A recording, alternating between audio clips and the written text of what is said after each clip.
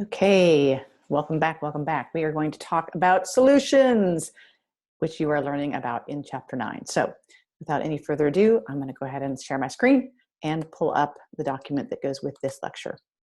Here we go. We're going to talk about solutions. So what exactly is a solution? Well, a solution is a homogeneous mixture of two or more substances. A couple of important things to know or to remember about solutions. One, they are mixtures. Okay. Two, they are homogeneous. I just said it. I know, just pointing it out again. They're homogeneous mixtures. Okay.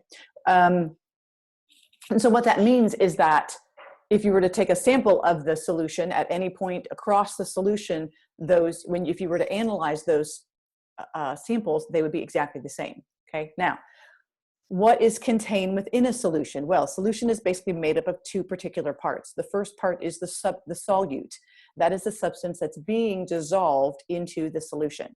Okay, those are the little things that are dissolved in your solution. The solvent is the substance into which the solute is being dissolved. So the solvent is the substance doing the dissolving. Okay, so we have solute being dissolved and solvent doing the dissolving, and the result of those two things is the solution. Okay, so that's the definition of a solution and the things that make it up. Here is a little picture I've made for you. You can see here that the orange little dots represent the solutes, the things that are being dissolved, and the blue in there is the solvent. The whole thing together, the whole thing together is what we would call the solution. So the solvent is just the thing doing the dissolving. Once it is dissolved, we have this not a new substance because it's a mixture, right? But we have this substance that we call the solution, okay? Now, one thing to note is that water is called the universal solvent. And why would that be? Well, that is because it dissolves more substances than really any other solvent.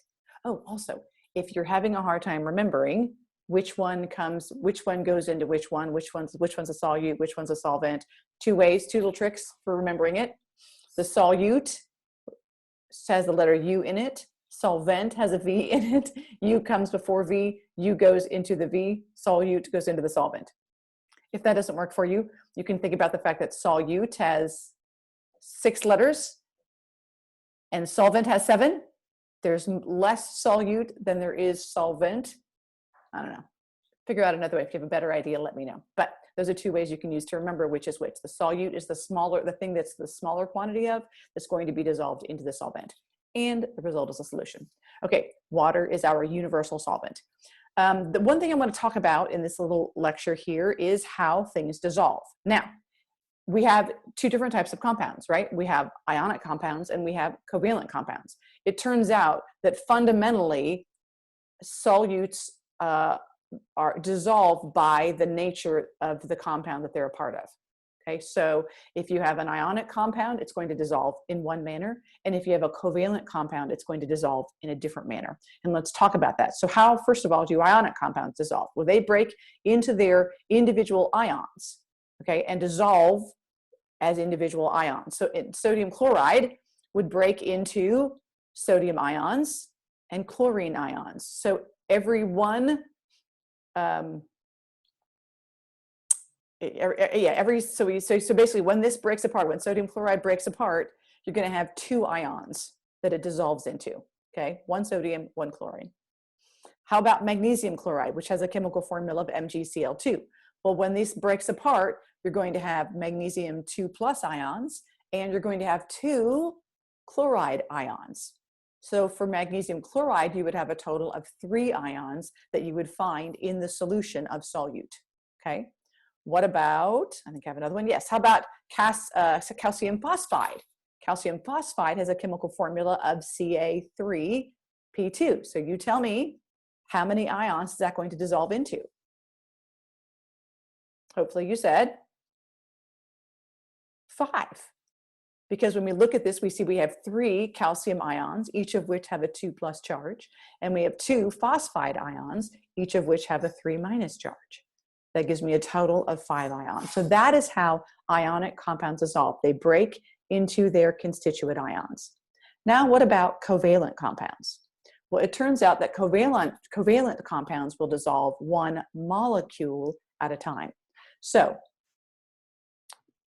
if we have something like NH3, what's going to happen is one NH3 molecule will peel off of the compound and dissolve.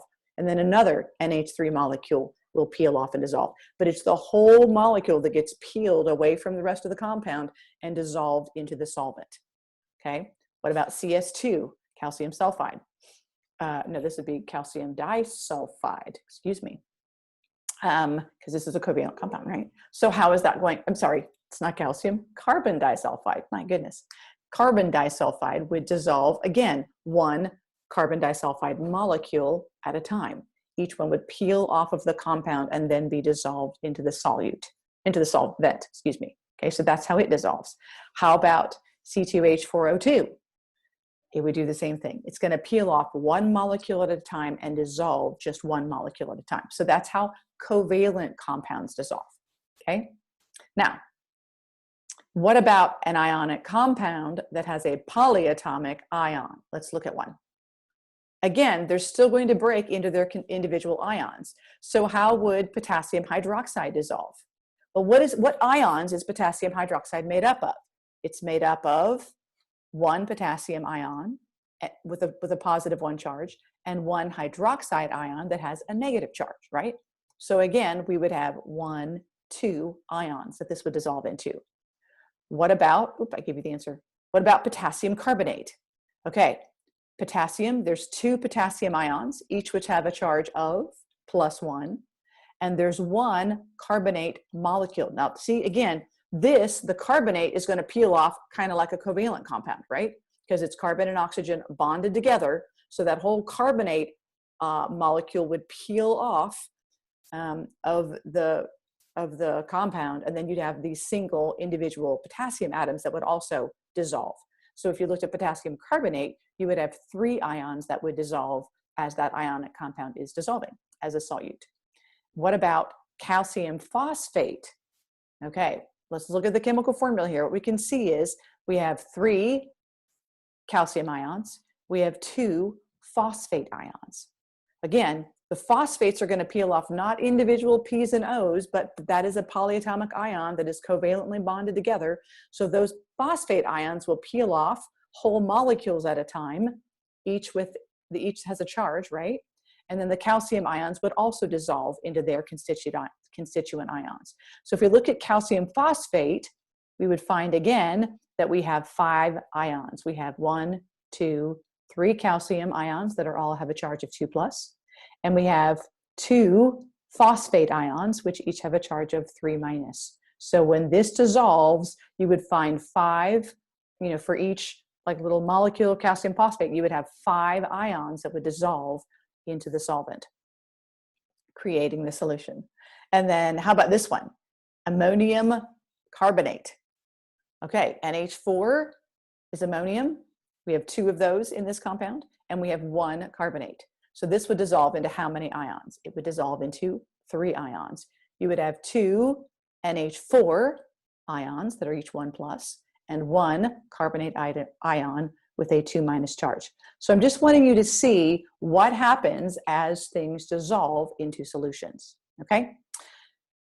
Now, the last thing I want to talk about in this little video is solubility.